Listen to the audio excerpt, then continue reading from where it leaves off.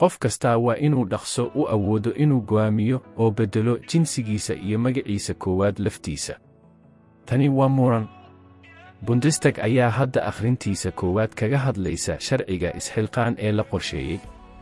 Berlin, wasiirka qoyska Lisa Bous ayaa ku nuuxnuuxsatay sharciga la qorsheeyey ee isxilqaanka in go'aan ka gaarista aqoonsiga jinsiga uu yahay xuquuq bini'aadan. Qofna waa inuu u adkaystaa dacwadaha sharciga ah ee dheer iyo warbixinnada dhimirka si ay u awoodaan inay beddelaan xaaladooda madaniga ah ee baasaboorkooda, ayuu siyaasiga cagaaran u sheegay wakaaladda wararka Jarmalka. Go'aanka isxilqaan ee ku saabsan aqoonsiga jinsiga ee qofka ayaa ah udub-dhexaadka sharciga qabyada ah ee dowladda federaalka ah. Ugu dambayntii, go'aankan isxilqaanku waa xuquuq aadanaha. Bundestag ayaa wax ka qaban doona sharciga isxilqaan akhrinta koowaad fiidnimada Arbacada. Mustaqbalka, qof kasta oo Jarmal ah waa inuu awood u yeesho inuu go'aamiyo jinsigiisa oo magaciisa ugu horreeya naftiisa oo beddelo hab fudud oo ka socda xafiiska diiwaangelinta. Sharcigu wuxuu ugu horrayn ujeeddadiisu tahay transgender, intersex iyo dadka aan binary ahayn.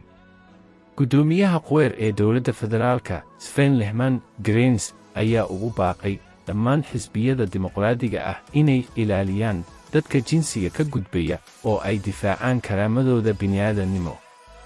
Bilihii la soo dhaafay, sheegashooyinka been abuurka ah ayaa loo adeegsaday in si ula kac ah loogu kiciyo shucuur ka dhan ah sharciga la qorsheeyey ee aayo ka tashiga, ayuu u sheegay wakaaladda wararka ee Jarmalka. Cabsida iyo ammaan darrada waa in aan la kicin si codad loo helo, halkii ay ka sii kicin lahayd niyadda dhabarka dadka ay khusayso. Waxaan si gaar ah ugu baaqayaa ururka inay sameeyaan dood ujeedo leh oo ku saabsan sharciga. Ururka ayaa dhaliilaya qabyo qoraalka. Ku-xigeenka hogaamiyaha kooxda baarlamaanka ee ururka midowga, Dorothee Bariiso, ayaa dhaleecaysay waxyaabo ay ka mid yihiin sharciyada gelitaanka jinsiga ee carruurta iyo dhallinyarada. Dhallinyarada, gaar ahaan gabdhaha, lama hubo aqoonsigooda jinsi, gaar ahaan xilliga qaangaarnimada, ayaa u sheegay Welt. Sharciga isxilqaanku wuxuu kor u qaadaa dareenka, gaar ahaan kooxda nugul, si wax looga qabto shakiyada shakhsi ahaaneed ee la xidhiidha dada oo leh isbeddel sharci ah oo jinsi. Sharcigu hadda ma bixinayo qiimaynta qasabka ah ee dhallinyarada.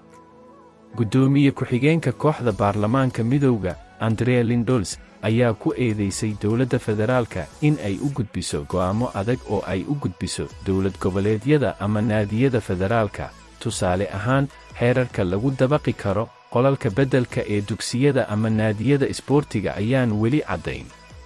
Sharcigan waxa uu abuuraa hubanti la'aan sharci, ayay u sheegtay Web de Portal.